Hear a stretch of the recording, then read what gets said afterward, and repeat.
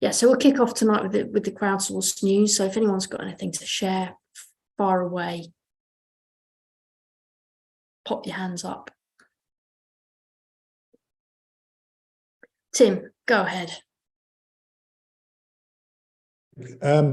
Yeah, just to say that this may have been reported last week, but Leicester has abandoned plans for a parking levy in the city centre due to the cost of leaving crisis, I believe. And cost of leaving crisis, very good. Possibly that there are elections next year for a mayor. City mayor's up for election and is wanting a fourth term, so that may be the reason. But Ruth was in a conversation where Adam Clark, who's the deputy mayor, was fairly distraught.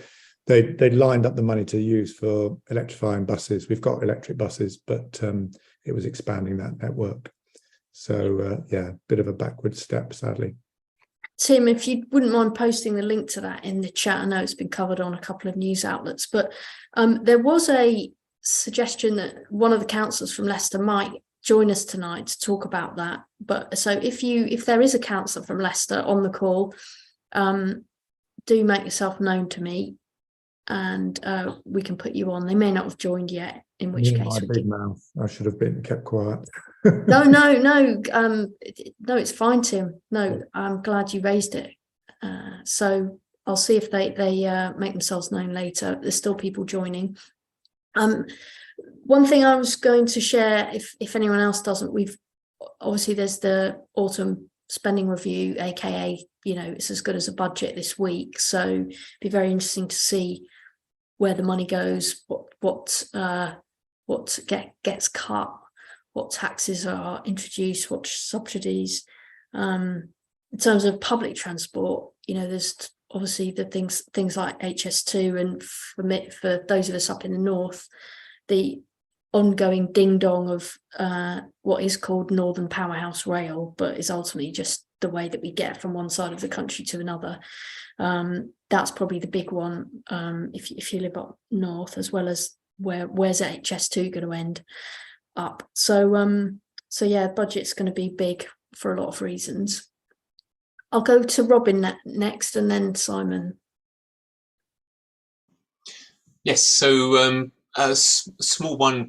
We're in the run up to 29th of November is our big decision day in Oxford for traffic filters. 6 not LTL ones, but these are ones that will control traffic for the whole city.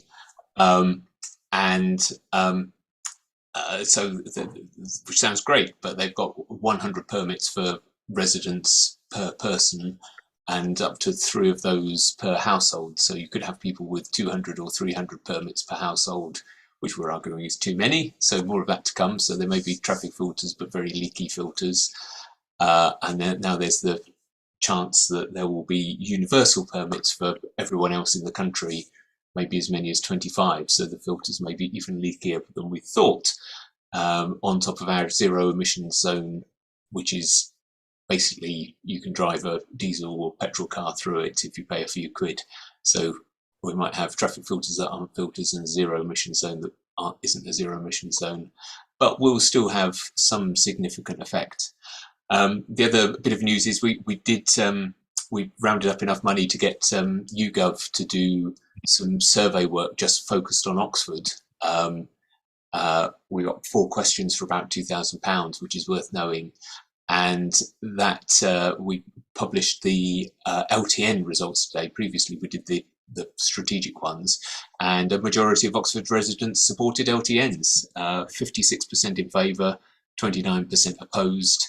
And it's got YouGov stamp on it, which is really great news. So we've started hitting the social media on that, and obviously hoping to get it in the local newspaper and TV as much as we can. So I'll put my Twitter post in that.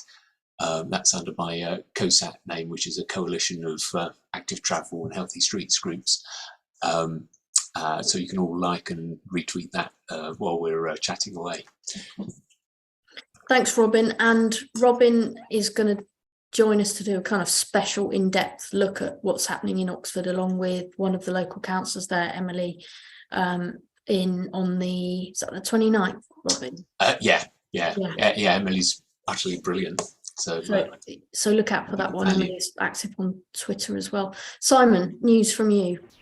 Just to say that we had a very successful Parliament event today, talking about our Dangerous Junctions campaign. So you can see coverage of that on BBC Standard, etc. But basically, we are announcing that we have a map of inner London. Next year, we will have a map of outer London and walking and cycling collisions and junctions. So we are identifying the worst of the worst per borough. And we're also focusing specifically now on King's Cross, Holborn and the Shoreditch Triangle. For those of you who know London, those are all areas where there are a heck of a lot of people and a heck of a lot of collisions and fatalities.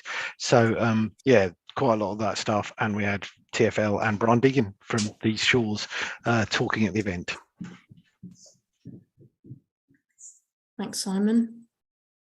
Any other news to share? A bit of chat in the chat about Nottingham. Can anyone share anything about that?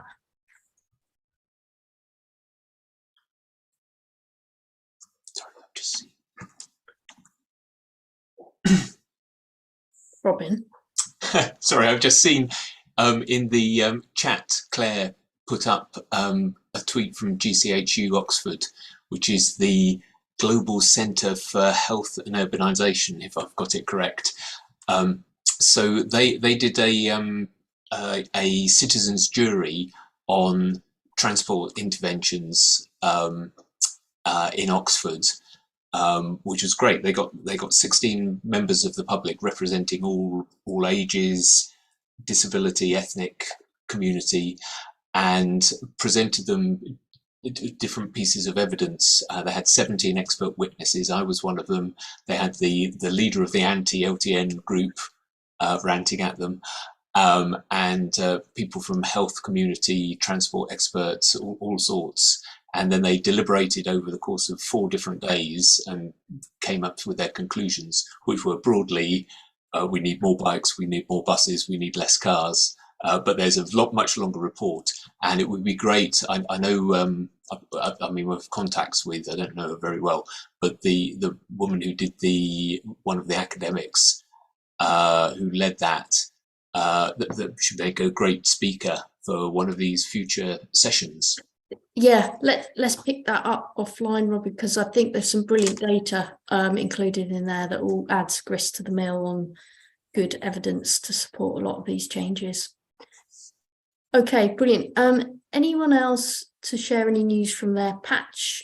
Otherwise, we'll move into the speaker section. Well, we can always bring it up as we go along. So I will now invite Simon, who is here, I think, to join as the speaker for this evening. Hi, folks. So I've already been speaking, but I'll speak a bit more, and then hopefully someone else can speak. I'm Simon Monk. I'm the campaigns manager for London Cycling Campaign, and I wanted to kind of share a bit of work we've been doing really conceptually for a while, but we're kind of launching it right now about pathway is what we're calling it. So if I am trying to share my screen. No, I can't share my screen. Could someone enable me to share my screen? And I'll even do a bit of PowerPoint. But essentially, we've had a bit of a time while I'm trying to do that. We've had a bit. There we go. Should be able to do that now. Yeah, can do it. Thank you so much. Here we go. Hopefully you can all see that. I can't see the chat now, so I'll have to answer any questions in the chat afterwards. But I can see you all. So basically, we realised a while ago, we got, for those of you who don't know London Cycling Campaign that very well, we have about 11,500 members, another 8,500 or so supporters, and so we've got kind of active, there's 33 London boroughs, we've got active groups in the vast majority of them. I think it's currently about 30 that we've got active groups in at the moment. So and we realised, so a lot of the work that I do and the team here do is about trying to help the borough groups kind of skill up, get political will, do the right thing with their boroughs, get things moving, etc. And so we're dealing with an awful lot of boroughs. And at the start of the pandemic, prior to the start of the pandemic, we did an awful lot of work kind of skilling them up. And at the start of the pandemic, that really paid off because we had a lot of delivery. You know, we went from 10 schemes over the whole of London in a year to, like, at one point, I think there were multiple boroughs with 10 schemes at once going. And after all this, you know, and recently, we were trying to work out, like, how do we get the borough groups that are struggling, the boroughs that are struggling to deliver, to kind of move forward, and what happens to the borough groups actually that are at the top of the tree, that where you know, they're pretty much at the point where they're delivering fast, everything's happening, it's all good stuff. And so we started to recognize there were kind of certain patterns of problem that each borough group was facing, that kind of multiple borough groups were facing in one place at once. The other thing we realized, which I think was really important, was that we were talking to borough groups. We're saying, here's all the things you can do, like you could do this, you could do that, you can do this, you can, you know, you can, this is how you can approach it. And they'd always pick the easy one. So our campaigners were consistently saying, you know, we were saying, you can go after political will and the leader, or you can do some nice rides, or you can do this. And they'd all go, yeah, we'll do that one. And we're like, no, we don't want you to do that one. That's the easy one. Do that hard one over there. And they're like, no, we're not having that.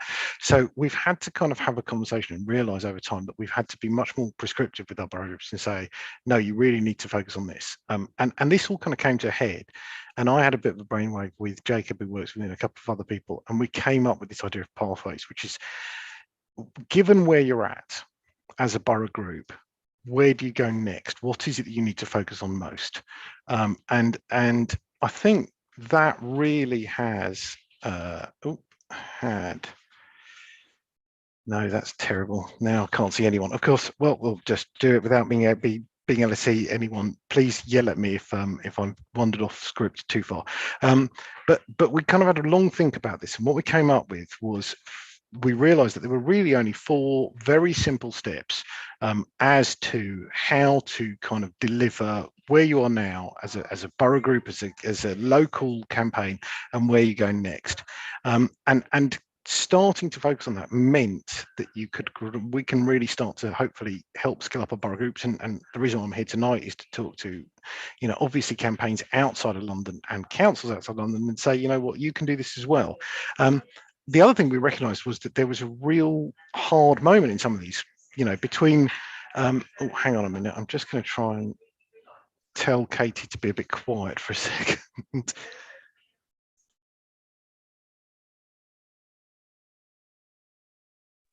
Sorry about that, folks. Very enthusiastic team. Hopefully you can see this. So what we realized, one of the big things we realized, was actually taking that step from one stage in your kind of borough campaigns, kind of, or your council campaigns or local campaigns kind of life, to the next step is quite hard.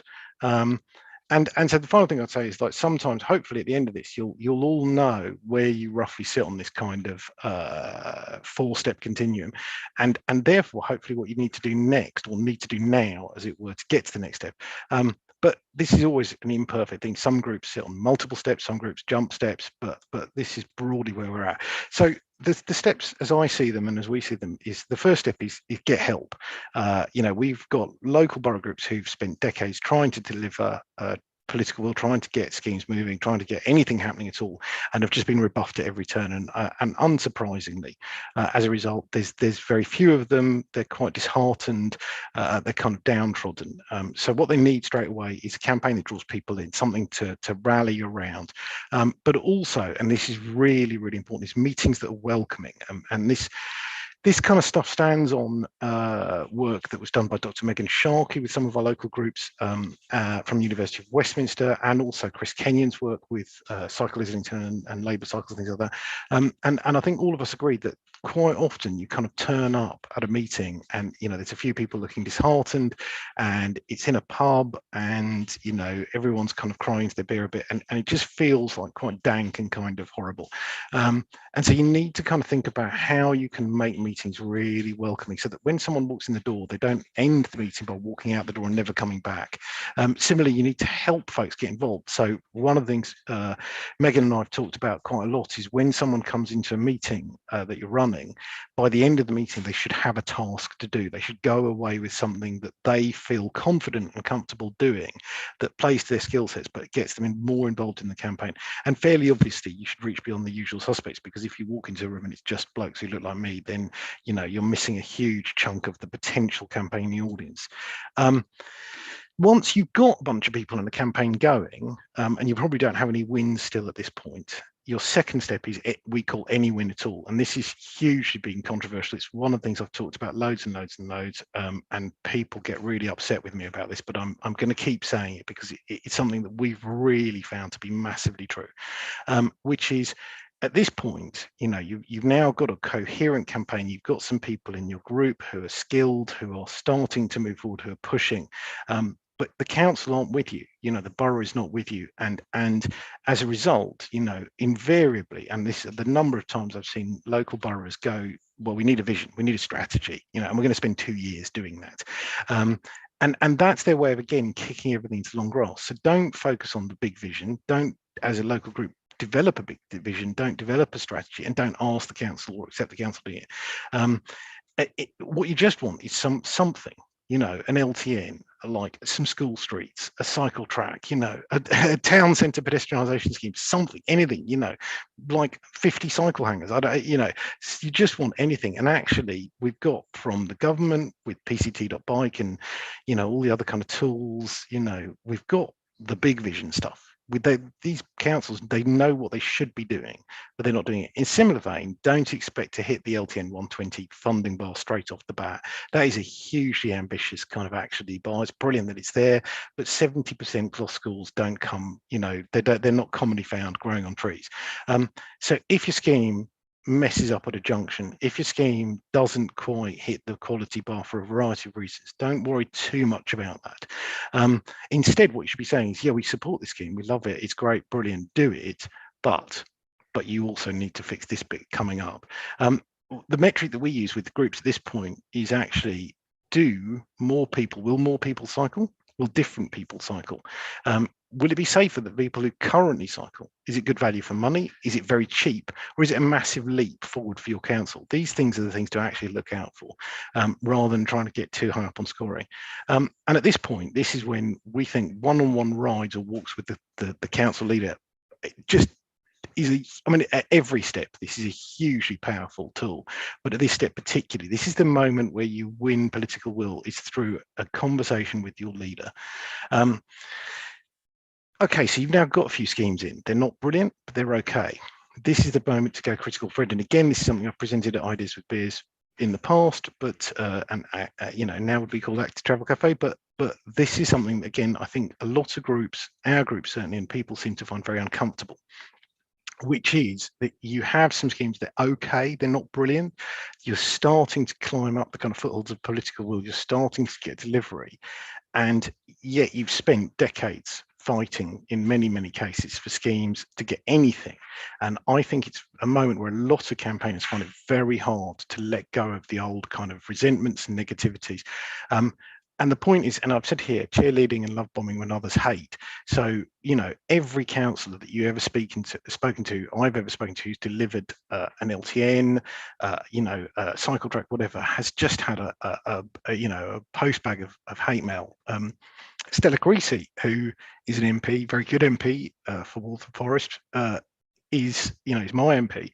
She has nothing to do with the Mini Holland scheme. She has no say over them whatsoever. She has no say on what was delivered in Waltham Forest. She said that her post bag, when she voted to bomb Syria, was 1/10 the size of the post bag for the Waltham Forest Mini Holland that she had no say over. So, and that was just all people being angry with her about the terrible thing that she'd done to the area. So, every scheme worth anything is going to get a load of hate from people. Don't be one of the people that adds to that hate. Do the opposite. Even when you feel like the scheme's just okay, send your local councillor an email saying how much you like it, that you're really grateful for it. Give them some love, and do in public at the very least, cheerlead these schemes and really kind of, throw on the razzmatazz. Behind scenes, again, you can do this kind of, that's good, that's great, but next time you're going to need to do this, or that's good, that's great, but your junctions are terrible and you need to fix them. And I talk about the sandwich. It's kind of a sweary sandwich, but when you're meeting councillors, good bit, bad bit, good bit, end on a high, start on a high. In public, as I've said, champion schemes, behind scenes, we told you, we warned you that this was going to be a problem in this scheme. We warned you there was a gap in the scheme. Look at what's happened. Now will you act? Now will you learn from this? Now will you trust us more? So putting the friend in critical friend, but retaining the critical is a really hard moment, but I think valuable. Finally, what happens when you're Waltham Forest? What happens when you're Lambeth? What happens when you are actually at the, Camden, and you are at the pinnacle of like delivery? Officers know what they're doing. I had a great few moments in Waltham Forest where I've turned up at meetings and people were just going, well, we don't really know what to do anymore, because every time we turn up at the officers meeting, they've got the plans, they've got everything, they've done the funding bids, it's all happening. So at this point, you fill in the gaps. There are obviously still going to be gaps in the network. There's still huge chunks of Waltham Forest that have gaps, that things aren't done. There's missing LTNs, there's missing cycle tracks, but also the gaps in your group. So, who isn't attending your meetings? Classically, we quite often in London see that the north of the borough or the south of the borough, that's where the meetings are, that's where everyone comes from, and the other bit's missing. Other coalitions of other groups you're not talking to and other demographics you're missing. So now is the point, particularly as infrastructure starts arriving, it gets easier and easier to start making a case to say, all those people who don't look like me, who don't cycle, well, they're now starting to cycle in quite high numbers. What can we do about that?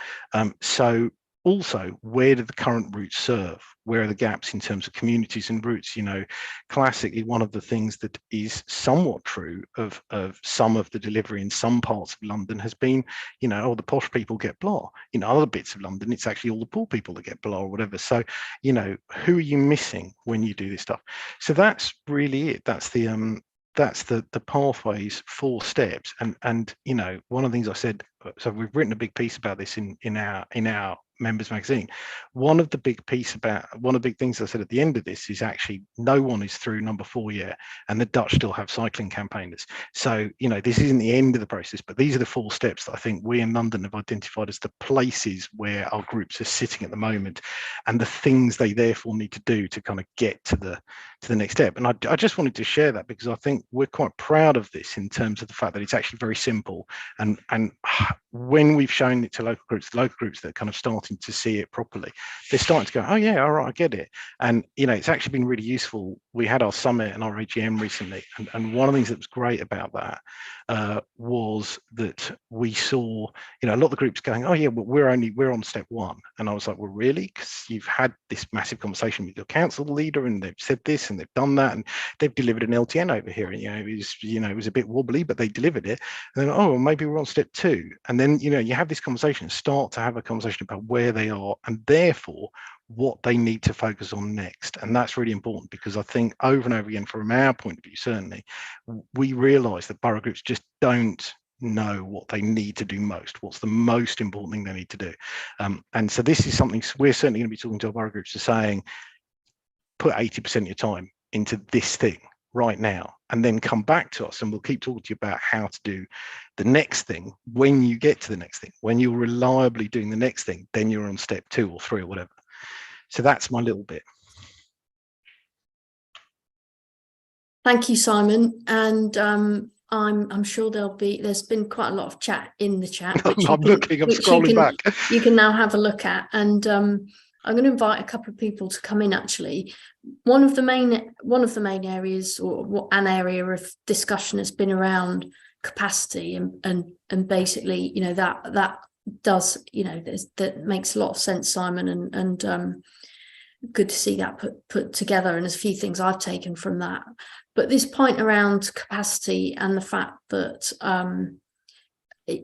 ultimately you can have all the kind of pathways and desired sort of plans to improve how you campaign as a local group, but if you haven't got the capacity, and also, and that can be a sort of vicious circle. So I'd actually like to invite a couple of people to come in on that point.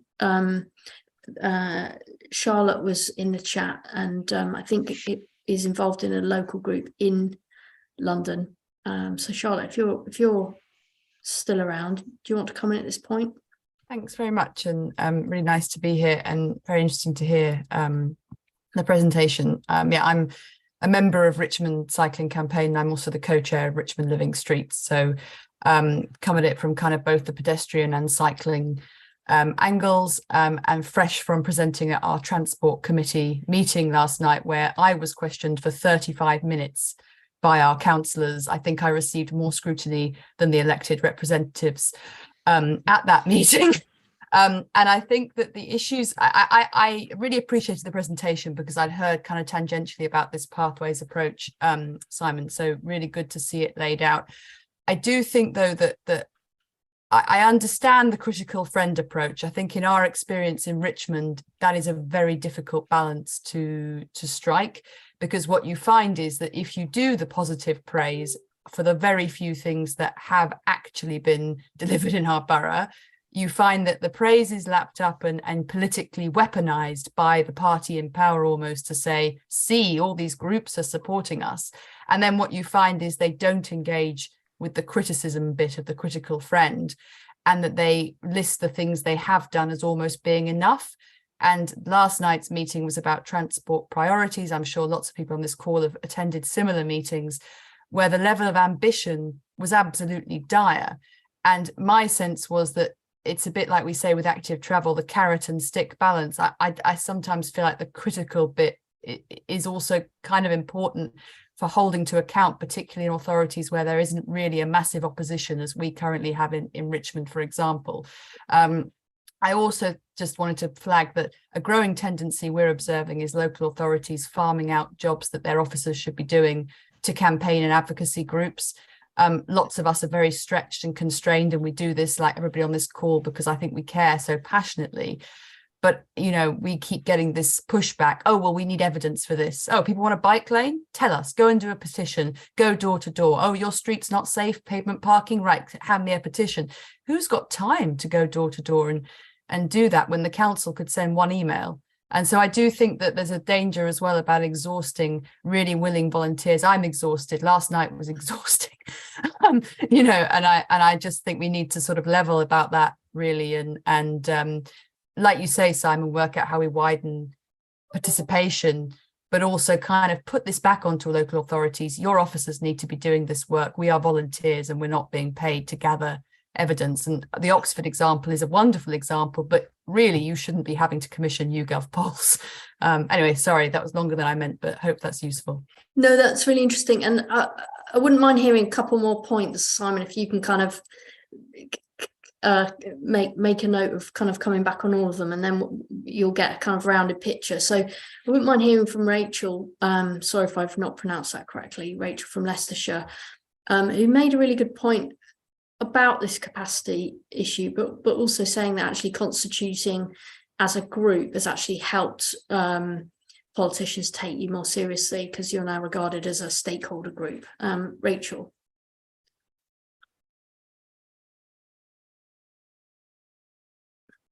Are you there? She is, but she's on mute. Sorry, here I go. Thank you. I feel like we're kind of way behind the curve a bit in Leicestershire. So all the cycling expertise went in 2010, and a lot of interest was then lost in cycling. So not much happened apart from routes associated with developments. So I almost feel like we're starting again, because all the campaigners that were there seem to have gone, or they've aged, or they're just into social cycling now. I don't know if you agree with that, Tim, because you're close to the county, but it doesn't feel like we've got an awful lot of those old hands still around. So I'm starting again, and the group that I've got locally is a range of people. So you've got families, you've got retired people, all sorts of people that have got involved, but they don't participate an awful lot. So they're very supportive in the group, in the Facebook group, and they, I'll ask them to write to the MP, and some of them will do that, and they do all that kind of stuff. But it is really down to 2 or 3 key people. And I think it's a bit like a lot of groups, actually. 2 or 3 key people drive it behind the scenes. It looks like we're massive, and we've got, I don't know, 250 for a very small area, which, you know, is pretty good going. But it's only 2 or 3 people really that are behind the scenes. Now, the local council, district council, is very pleased that we're around, because they're doing an awful lot on LC whips and working with the county council, and we have become a key stakeholder, and they have pushed me into getting constituted, because that means there's funding opportunities, and, you know, it just helps with developing the routes.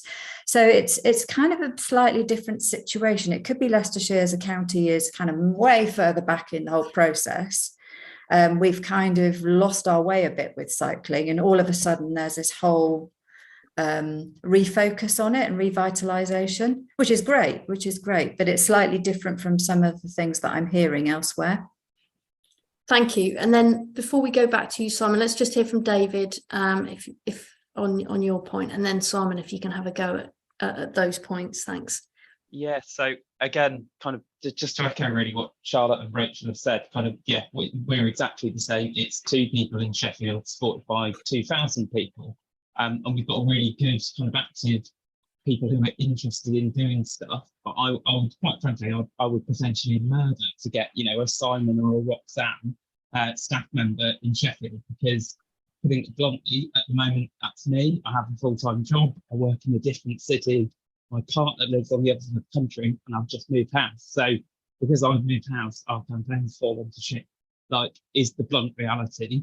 That doesn't feel sustainable. And I guess the other thing as well, we had political will in Sheffield, brilliantly with council, who's really, really behind it. They lost their seat, ironically, to the Greens, which is kind of hilarious. And the Labour group got cold feet. Kind of at the back of that, and changed leader, and the leader is not behind it in the same way now. And that kind of, any momentum that we had, that killed off all the campaigning momentum. And it's, you know, really is kind of, you know, a handful of people, and people are kind of keen to get involved. But I guess my question for kind of Simon and other people as well, you know, kind of the same. It's interesting, Sally feels the same, because kind of from the outside, I'm like, oh God, I wish I could be like Sally. You know, kind of what do you do about bare basics to get people, you know, to provide a framework for people, you know, doing the boring actions that no one wants to do, because, you know, I'm the only person that will do them, or me and one other. You know, that isn't sustainable, of, you know, kind of volunteering on top. You know, how do you get that done? Yeah. Thanks, David. So, yeah, I think this capacity point, there's a few related points. So, you know, overstretched councils trying to get campaigners to do paid work for them, the fact that campaign groups often relying on very, very few numbers of people, which is a chicken and egg, because if you've got more people, then you can attract more people. Simon, do come in. Yeah, I wish I had a you know, magic wand to deal with all of these issues, which are all very real and very true and completely understandable. And I, you know, I don't. This isn't about, in a way, that, you know, I think at its core, what I do hope, and I think the thing that, you know, Claire, who works with me, posted, you know, in the chat, I think was really bang on, which is the aim of the Pathways approach, is to focus your time. You know, that's the point, is that, like, and I've said this recently to a whole bunch of borough groups, I've said, stop replying to consultations.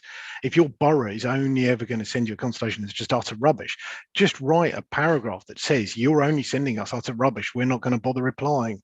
You know, it's simply, you know, come back to us when you've got a half decent scheme, and we'll actually look at it and scrutinize it. Anything short of that, sod off. You know, so there are ways of focusing your time, and you know, I you know, yeah, I can only sympathise and empathise with those of you, many of you, whose passion this is, and not a paid job, you know. But I can also only say, and I'm sorry to say this, but tough. I'm really sorry to say that. But, you know, I was a volunteer in Waltham Forest as a full-time journalist, you know, and a dad with young kids. You know, I've been there, and at the end, when Waltham Forest Mini Holland really kicked off, I was doing, you know, hours and hours a day, and my partner at the time was just going all the time, you know, Are you working? No, you're on Twitter again. You're on Facebook again. You're on, you're on email again. You're doing the mini Holland stuff again, aren't you? Like the kids are crying and you're on things and you're not earning any money on this. So yeah, absolutely. I totally understand the juggling act that this is. But again, this is a climate crisis. This is, this is our lives.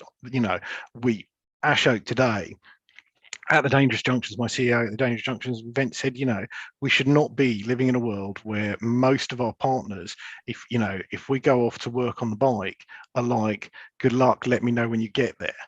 That is not something we should still be facing, but that is the reality of where we're at. So, everyone on this call has the passion to try and get more active travel for a variety of reasons. I don't envy any of you being volunteers. I was a volunteer for a long time. I still do some volunteering, but it is really hard. It is really hard a job, but that's the deal, unfortunately. In the same vein that all of this, that free work for councils, you can say no. You can turn around and say, you know what, I'm not interested in doing your job for you. That's not my role here. My role here is to help you achieve better in this way. Yeah. And again, I hope that this pathways approach is very much about saying you don't need to do everything. You don't need to do everything the council tells you to do. You don't need to do everything that you may have done in the past. There's a whole bunch of stuff here you can slough off, because if you're on step 2, all you need to do is do that stuff as well as you can within the constraints of how much energy you've got. The whole point of step 1 is to say, if there's only 2 of you in a group, get more people. Yeah, don't worry about the wins right now, because you're not going to get them. But if you can get more people who care about this stuff and find them, that helps you get beyond step 1. So I think that was the last thing I was going to say was just on critical friend and councils hearing praise and criticism. Yeah, this is one of the hardest things to do, is critical friend campaigning. Well, it's one of the reasons why I keep coming back and talking about it, because folks really struggle with it. I've really struggled with it. Everyone else really struggles with it. It's not the easiest thing. But the simple answer is, and I said this to one of our local groups recently, so way back when I started at LCC, one of the local groups came to me and said, can we unseat a councillor? They're never going to do anything. Can we get rid of them? And I was like, you know what, we probably can. There probably are dark arts to this in terms of getting rid of councillors we hate. But what are you going to get? How hard is that going to be? And what are you going to get out of it? You're going to be scorched earth for decades from the rest of the council. They're going to be like, these are the folks who got rid of that terrible councillor. And, that's not going to win you friends. I said very recently to a local borough group, I said, you've got a scheme. You don't really like it. It's okay. It's not great. You've got 3 choices. You can fight tooth and nail to get rid of it. Council can just bulldoze you anyway, and then they're going to hate you, and they're going to basically say, well, these guys we're just going to tune them out. You can fight tooth and nail against the scheme and win and get that scheme ripped out. What happens next? Does the council leap forward with a better plan and loads more schemes and whatever? No, it doesn't. It hates you, and you've got rid of its scheme. Or thirdly, you can kind of pick the pom-poms up, do some cheerleading in public, go behind the scenes and say, this is the problem with this scheme. This bit here is terrible. When you do the scheme, someone will be injured at this point, and we will point at it and say, we told you so. Fix it now before it goes real. Yeah. Thanks, Simon. I'm going to pause you there because we've got more people wanting to come in. So I'm going to ask Graham, David, and then Sally. And again, if we'll take them as a 3 and hear their points. Okay, yeah, I think there are a few things that I picked up, but and thanks, Simon, for another fantastic presentation. You always do a really good. You always do really good when you're presenting and when you're giving us advice, even personally. We've had experiences in Bolton. Now it's now 5 years since Made to Move was published by Chris Boardman in our own town hall, actually, which is the Greater Manchester Strategy for Walking and Cycling. It's 4 years since we established the Bolton Active Travel Forum, and I've started to feel like it's just Groundhog Day. Every time we have a meeting, we have fantastic discussions, but it's the same discussion every time. And we've got to the stage now where we have got the "I told you so" thing. We criticised a scheme on Chorley New Road, and lots of people criticised it. And the councillors said 68% of people are against this scheme. Rip it out, and so they did. Now, in the last 6 months, 2 people have been killed at a place where we criticised the scheme. So we've got some, we told you so par excellence. But it's getting increasingly difficult, I think, to do this to balance this critical friend thing, because I've always tried to be a critical friend in Bolton, and it's really worked with the officers. The officers, certainly at the higher levels, are really on board with all of this. If you get into the engineering part, they don't seem to understand how to design a decent scheme. But the reports that are going from the officers to the council exec they're really on the money. They've got all of the evidence to back up the things they say, and it's very supportive. But the councillors just ignore it. So I got to the point at our last meeting, which was a week ago, where I thought, well, the critical is really going to have to take over from the friend, and basically lambasted the council. And I'm hoping that will actually make some difference, particularly now when we've got the experience of two cyclists getting killed in Bolton. It might not sound like a big thing to people in London, but 2 is a significant percentage of the number of cyclists in Bolton. So it is a significant number. And so it really is. I think this balance between friend and critical is really difficult, and I think it's important to understand the distinction between doing that with the officers and doing that with the elected members, because here it's the elected members that are the barrier, and they believe that the whole world is against them if they try and make any change to anything, and just getting them beyond that is really hard. Now, there's one other thing I wanted to ask about, which is on the strategic stuff. You said at the beginning, don't worry too much about developing strategies and so on. But one of the things I've been worried about here is that there's been a complete lack of engagement between the council and the residents in the borough. And that meant that whenever a consultation came up, they were starting from scratch, because the residents had no idea what this was all about. There was no statement of a strategic intent. And so we had sessions on workshop sessions on engagement, and at the last one we got people from the communications part of the council to come along, and what they said was, we can't send out messages because we haven't got a strategy. If you haven't got a message for us to take and pass out, then we can't do anything. And so I think I'd actually to try and get the support, it can be important to get that strategic plan and the strategic aims in place. I think it's not really possible to just ignore it, because that's a big problem for us, not having that. Okay, thanks, Claire. I've finished it. Thanks. And yeah, we're time's ticking on, so I know people have got a lot to say on this, and I'm kind of mulling an idea for a future session. But David, can I hear from you? Simon, post your comment in the chat for now. Just want to get around everyone. Sorry, just a quickie then. I mean, great talks. It's really good, and I enjoyed it. It's very interesting. And I've been through these cycles many times in Birmingham and the West Midlands. Now, my question is, and it relates to what Robin and Charlotte said as well, it's about the specificity of cycling as against building wider coalitions. I mean, it's great that Charlotte chairs Living Streets as well, except I guess really you need 2 chairs to share the work. We work with Living Streets in Birmingham, but we also want to work with much wider coalitions, so there's more people involved, not just, quote, cyclists, but people who will turn up at ward meetings, at the sessions that councillors run, and ask about what's happening on their streets. And I wonder what's the strategy there about getting into a wider active travel campaign without losing the specificity, but to mobilise more people. So we're talking to playing groups and things like that for children, school streets. That's it. Thank you. Really good point, Dave. And if anyone's got any experience of that, post in the chat. We will come back to Simon on that. But lastly, Sally. Thanks, Simon. That was great.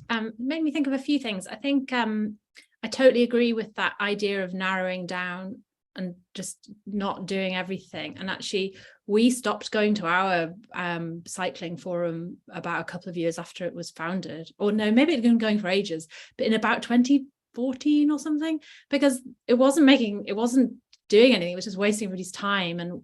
And we sort of made a bit of a stand about it, and we upset quite a lot of people, I think, over it, who felt we should be going, but it wasn't a good use of our time, and we were kind of almost complicit in nothing happening by going. So sometimes it can be things that are it might feel like quite a big leap, I think. I was going to ask about, so yeah, I think one of the issues we have is even just organising get-togethers for members, and when we do, they're great and people come, but what we found is the best way to get people to do stuff is actually just to not we are a formal campaign and we're formally constituted, but actually we just have a massive WhatsApp groups in different areas, and when we hear things are going to, you know, people exchange information. When we hear things are happening, people will let somebody else know, and we've formed those over a very long time of trying to get people in different areas involved in consultations, and then also actually things like the Kiddical Mass, and in North Tyneside they have a every month they have a ride, and so having those times where people get together, we all kind of can exchange information, and that's quite a good way of getting people to do stuff. But even then, it's a tiny core of people who are actually, like, you know, doing a lot of the strategic stuff. But yeah, I definitely think there's ways of building up those networks.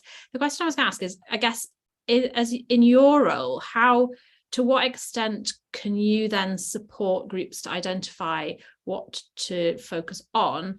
And then my other question is, because this is something we really struggle with, because we just don't have time to always to do this, but there's so much evidence coming out all the time, and there's so many people putting out what evidence is, and it can be hard to know where to go for stuff. I haven't even think I've looked at the LCC website for a while, but is that something that you support groups with? And can you do it in a targeted way? Because I kind of feel like Cycling UK should be doing some of this for the rest of us. And I'll shut up. There you go, Simon, deal with that lot. If I might, on audio, the one thing I was going to say, I don't even know if I'm allowed to say this, but we are working on and hopefully launching fairly soon what we're calling a knowledge base, or what is called a knowledge base apparently.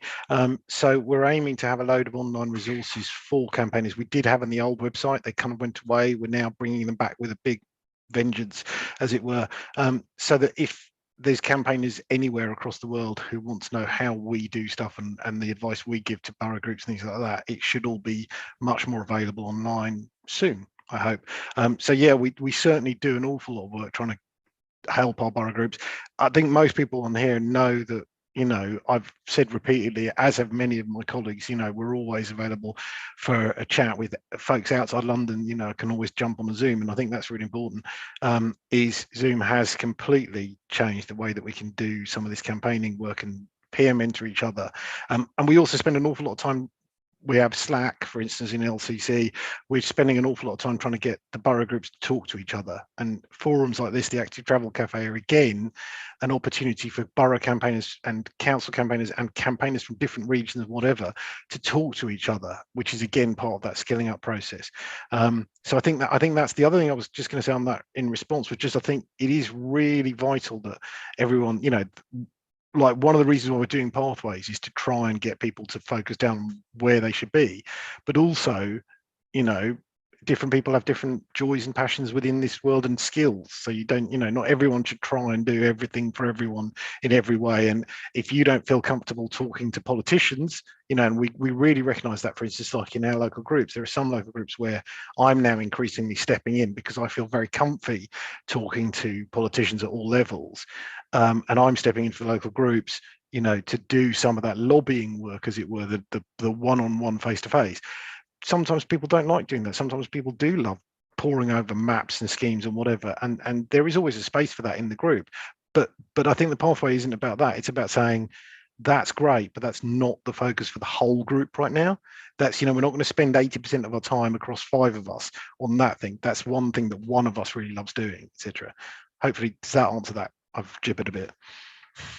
No, I think that's really good. I mean, what I'm feeling like is that we should be pulling together a future session on step 1. Actually, how do you build capacity? And, you know, there's been loads of talk about that tonight, and I think we could think about just focusing on that. I mean, the things that I've heard are, you know, don't bother applying to consultations, don't focus on meetings, have fun, do what your group enjoys, not what you know. Maybe create a funding plan, find your place in the system. You know, can you be a stakeholder? Can you constitute yourself?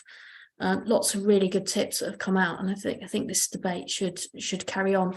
But Stephen, I'm conscious I want to move to time for Ranty on our final section. So, if your question or point could be put in the chat, then that would allow us to do that, if that's okay. So, Mark, are you with us? And thank you, Simon, for provoking that really interesting discussion. I am here, Claire. Thank So you. And when you share. are on, sorry, I'll say what I was going to say in a minute. Over to you. No, go for it first if it's on your brain. Well, it was just about the zebras point. Someone mentioned earlier in the news the lo-fi zebras that Wales are trialling. Whether you could comment on what's stopping that happening in England would be good. The Department for Transport, essentially. I think the Welsh Government is using its devolved powers to grant special authorisations for traffic signs, of which zebra crossings are a traffic sign. Not seen anything specific, but I guess that's what they've done. Whereas in England, we have to wait for the Department for Transport to do the same. So yeah, that's probably what's happening there. Thank you. If anyone thinks differently, do put it in the chat, but I think that's fairly close to the horse's mouth. Right, over to you, Mark. And speaking of crossings, that was quite good, Claire. The good, the bad and interesting is something very, very bad, something I hope is interesting, and then hopefully at the very end, something which I hope is good. But this is maybe more in the ideas with beers mold of it being an idea at the end. So let's see where we get to with this one. So if I just click through. Okay. So yeah, when is a pedestrian crossing warranted? Emphasis on the word warranted. And how can we prioritise in a better way the sites we look at? Abbey Road zebra crossing, for those that know London, the most famous zebra crossing in the world, probably, where the Beatles crossed. It's also one of the grottiest, badly designed and poorly accessible ones I've seen in a long time. But there you go, that's a different matter. I did put on Twitter last night some homework to go look up PV squared or PV2 or crossing policy or something like that. I'm going to spend a bit of time talking about PV squared because some people wouldn't have heard of it, but I'll come back to the meaning in a second. But this is where we hear about, is a crossing warranted? And in the US especially, we call things a pedestrian crossing warrant. It's a very weird thing. PV squared, often written as PV2 for shorthand because we can't find the superscript. And this comes back, it's very hard to find the origins of it. There is advice in TA 5287, that's 1987, from the Design Manual for Roads and Bridges. Long withdrawn, but that's actually got its roots probably a little bit earlier. So you can all read that for yourselves as we go through. So in 1980, there was something about considering pelican and zebra crossings. So essentially, I think that piece of advice, I've got it somewhere, was around, okay, how do you select the sites? How do you design pelican and zebra crossings? Just define the two variables here. So P is the number of pedestrians you measure crossing a road within 50 meters of a potential crossing site over a set time. And V is the number of vehicles passing that same point in that same set time. And what you do is you're looking for a number which is P multiplied by V squared, or P times V times V. And that would normally give you a massive number. So it comes out as 100 million as the number. It's pretty arbitrary, doesn't really mean anything, or 10 to the power of 8. And the reason it's 10 to the power of 8 is it makes a graph that I'm about to show you very, very easy to draw or interpret. You do some traffic surveys and pedestrian surveys for a few hours, take the average of the 4 highest hourly peaks, and that's your PV2 number. So let's look at a graph. Hopefully that's vaguely legible. So I mentioned 100 million as the number. That conveniently comes out at the blue line here, which is 1 to the power of 10 to the 8, or 1 times 100 million.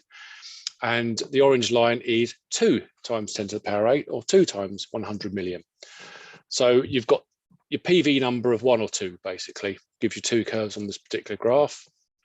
And in the way this was originally developed, as I say, going back to the 80s, anything above that value of 1, you've got two-way traffic flow up the side.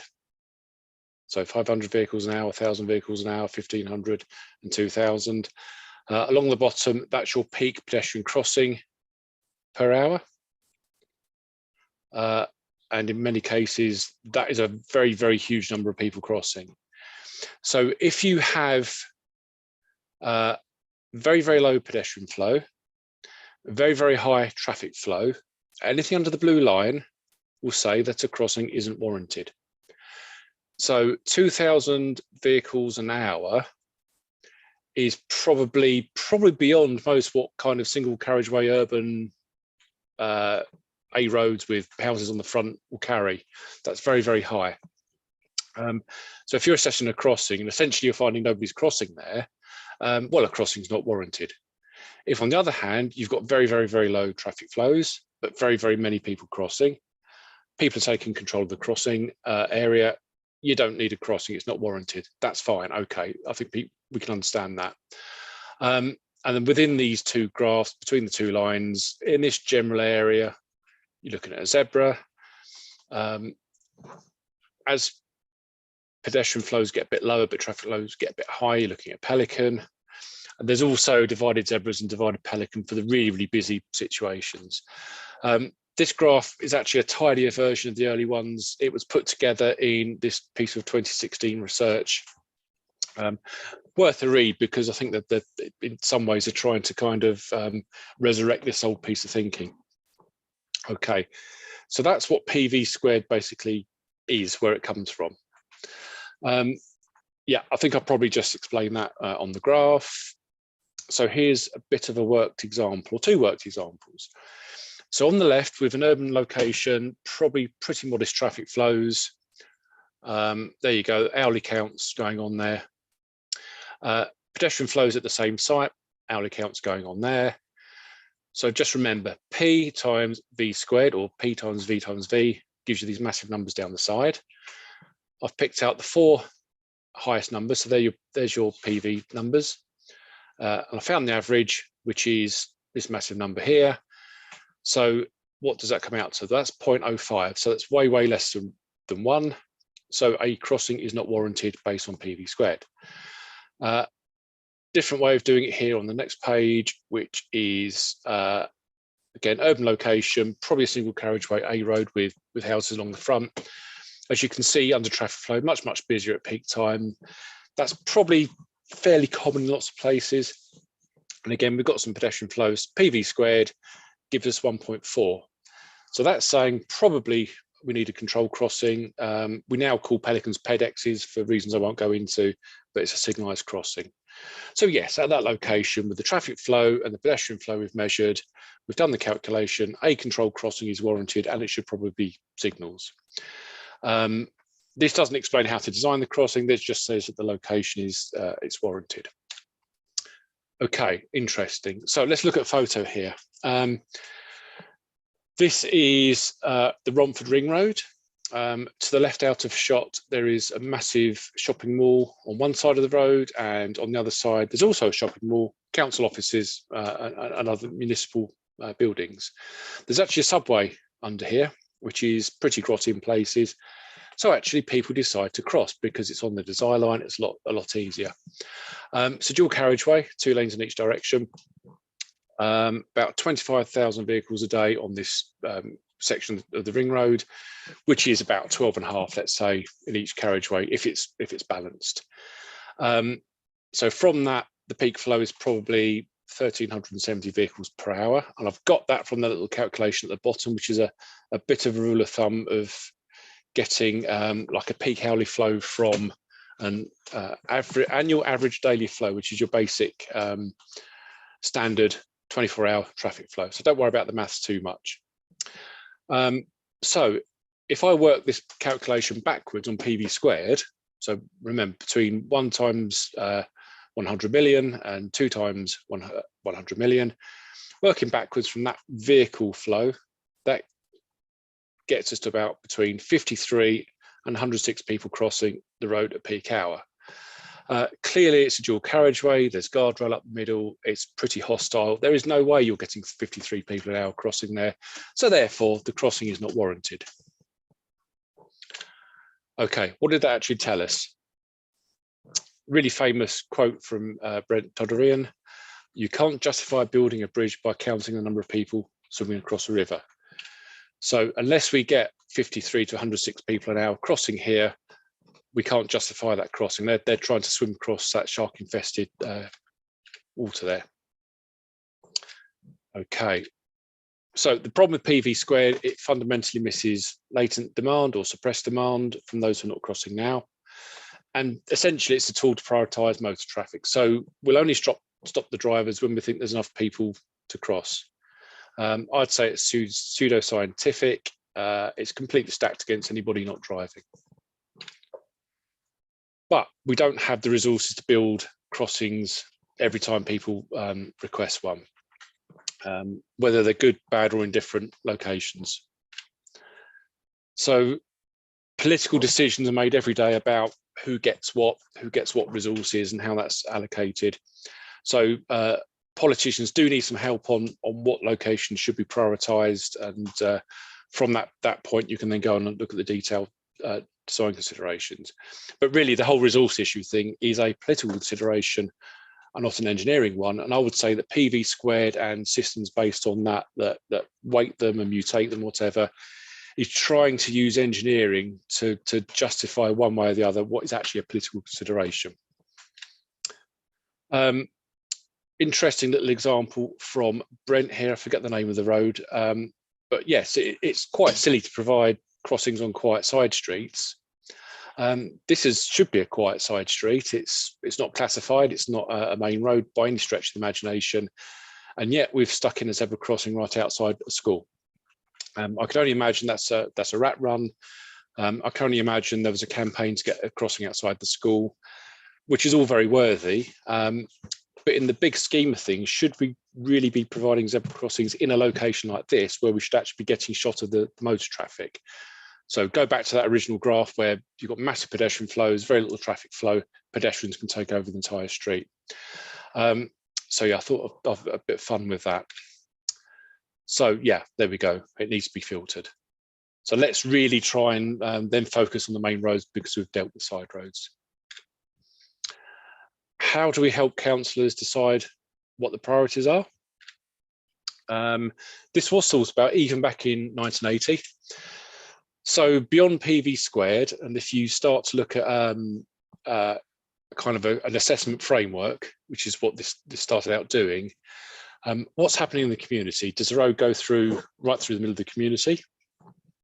With apologies for the language for the second point, that's what we said in 1980. But who is there? Is there community centres? Are there sheltered accommodations or other things going on? Are there hospitals, busy shopping areas, schools?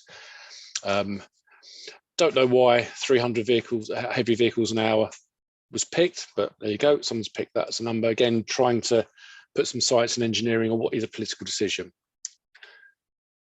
We did have a bit of a framework. So Local Transport Note 195, the assessment of pedestrian crossings, had something fairly long-winded, I would say. Took a lot of time to put together. Chapter 6 of the Traffic Signs Manual has now replaced that. I think that came out in about 2020. Very hard to find unless you know it's in there. So that gives you a framework, but it's much more cut down. Maybe it's useful. I think in some places it's not useful. Lots of highway authorities still use PV squared. As I say, they might have fudged it. They might have lowered some of the thresholds or weighted it in some way. Again, they're trying to put this engineering science behind what's a political decision. Some will also look at a site automatically, really, if there's been a pedestrian casualty. That's probably a good idea, just to go and check to make sure there's not anything absolutely glaring and obvious, because someone's unfortunately hurt doesn't necessarily mean that's a good site for a crossing. There might be other circumstances or issues. So just a bit of a health warning on that, really. And if you start doing those sites with crossings that aren't really needed, maybe you miss other legitimate sites. So just think carefully about that. However, I would also say that PV squared is probably discriminatory. So if you're looking at a site to do that pedestrian flow count, if you don't have drop curb, you're not picking up mobility scooter users or wheelchair users. because they can't cross there because of the lack of drop curbs. You're probably missing older people who need the time to cross the road and can't judge the vehicle gaps very well. You're probably ignoring visually impaired people who prefer controlled crossings. You're probably missing people traveling with children, etc., etc. All you're actually doing is counting the people who are there now. You're also counting the drivers that are coming through there now, and not any kind of future traffic flow, what we'd like that traffic flow to be. So a little bit of a conversation with myself there. Okay, clever clogs, what is your solution? And that is a clog bike, just because that was a photo of a clog. So yeah, this is a really unpleasant 50-mile-an-hour dual carriageway, no help whatsoever. It's terrible, it's unpleasant, but actually those people there are coping with it. So we're not measuring the people who are not crossing, if that makes sense. So I'm suggesting, this is kind of my idea, and hopefully where it turns from interesting to good. Let's look at some demographic data. Let's look at geographical data. Let's look at driver behaviour. So who are speeding? How many lanes are people having to cross? How far are people having to cross? Because obviously the more lanes and the more distance, the harder it is. Should we consider the available gaps in traffic? So you can stand there and say, well, there's 4 seconds, there's 6 seconds, or 8 seconds between drivers here. That's fine, but that doesn't help anybody who really struggles finding gaps or are scared by the traffic and all that sort of thing. And I think I've probably covered injury collision sites. So in my proposition of how you prioritise or score the sites, I'm actually taking existing pedestrians completely out of the picture for the calculation, because we can only measure who's there now. We're actually interested in the wider community. So in this particular scoring system, and you might have others, you might propose other lines or take some of these lines out. I've looked at things like, okay, speed limit. Higher the speed limit, the more difficult it's going to be crossing. What's the 85th percentile speed? Which I won't go into the detail of, but it's a traffic engineering measurement that engineers are familiar with. But really, we're looking at, you've got a posted speed limit, maybe a 30 miles an hour in this example. 85% of people are at 32 or below, so that's creeping up. How many people are exceeding that speed limit? So in this example, well, we've got 15%. So the worse the compliance, the higher the score. What is the traffic flow? Don't worry about PCU. That's just, again, another traffic engineering term, just to convert buses to car units. How wide's the road? How many lanes to cross? Can you map amenities within 5 minutes? So that, again, where people might be crossing to. So that's kind of moved from engineering to geographic data. And then 3 metrics that you can normally pick up fairly easily from local authority data, down to a fairly decent level. How many children in the area, how many older people in the area, how many disabled people or people long-term illness in the area. That's a specific thing that's looked at. And I've applied, again, pretty arbitrarily, 0, 1 and 2. So sites which score lots of zeros give you a very low score, obviously, and sites which score highly give you a very high score. And with this particular example, I'm saying, so the higher the score, the higher the priority is to assess. So if you assess 10 sites and you can afford 3, you take the 3 with the highest scores. Yes, as I've just explained there. Do you actually say, we'll only look at sites that score a 15 or a 10, or whatever your threshold is? Maybe we need more, maybe we need less, but actually this thing needs to be transparent. Other people need to be able to go look at the data and maybe challenge that. So what do you think about taking the pedestrian out of the count? How about asking your local highway authority how they assess crossing requests? Some have no policy. Where I used to work, we had no policy whatsoever. I used to say, go and speak to your councillors because they control the budgets. Who are the dinosaurs? And I think that's me, Claire. I'll stop sharing. Wow, massive round of applause. That was absolutely fascinating. Deep dive into crossings, how they're currently decided, which is a bit frightening, and how they could be. I think we have got time for one or two really quick points. So you've got 30 seconds max, Mark and Shane. Over to you. Hi, thanks. So I've literally just come out of a council meeting where I asked the public questions to Brighton Hove Council about precisely this issue, and Mark showed his slides earlier. And their methodology does use PV squared, but how would you convince them that your methodology, which is better, is actually better? And you've got the usual dinosaurs running the road safety team. How do you convince anybody? Anyone, Mark? How do you convince anybody of anything? I mean, yeah, I mean, if you in 1995 were using PV squared, then decided from 1995 onwards, I'm not going to change, even though it's completely withdrawn from all guidance in the UK. I don't think you can. I think you want those people to retire, really, don't you? That's can you convince them to take early retirement? Well, my guidance is from 2011, but yeah. Yeah. And then so I'm going to cut the chat short because we've got 1 minute left. So Shane, over to you, and then I'll finish. It's just an observation. I don't know if this is PV squared, but one of those graphs that used to go around, the decision on deciding whether it was a zebra or a pelican was based on what would cause the least delay to motorists. So the graph wasn't just about preventing you from putting in pedestrian crossings. The graph was about making sure you didn't delay motorists when you put in pedestrian crossings. As a quick observation on the resources issue, most European countries don't have to have Belisha beacons to put in a zebra crossing, but the UK and Ireland are kind of unique in that. And other countries, you can just put up a blue pedestrian crossing sign and some stripes on the road, and there you go. You're not digging up roads to put in, you know, expensive signals and that kind of thing. So that was just a quick observation, but good, very good presentation. It's an old story. On that particular graph, where you've got the little patch that had zebra crossings and the patch that had pelican, if you've got high pedestrian flow, high traffic flow, that does push you back up into the pelican area, because they really want to control groups of people crossing.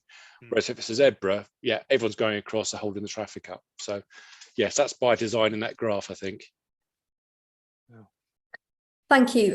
So we'll leave it there. Absolutely brilliant deep dive there from Mark, and hopefully we can have more of those in the future. Lovely little stat from Tim in the chat to finish. I had no idea that Belisha was actually a person, not just a beacon.